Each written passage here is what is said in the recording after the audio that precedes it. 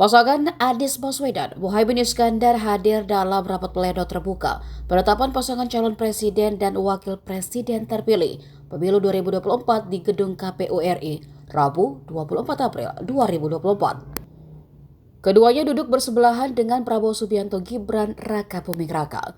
Pasangan ini juga didampingi beberapa pendukung, namun tak sebanyak tim Prabowo Gibran. Kursi di belakang Anies Cak Imin pun hampir dipenuhi pendukung 02. Disinilah momen canggung Anies Cak Imin terlihat ketika tim Prabowo Gibran ramai-ramai bertepuk tangan.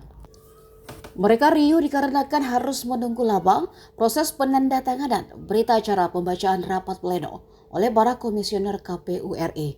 Terlihat Bahlil Lahadalia dan sejumlah menteri yang juga pendukung 02 ramai bertepuk tangan. Kondisi itu membuat Anies yang duduk di samping Gibran tampak salah tingkah, ikut tertawa tapi enggan bertepuk tangan.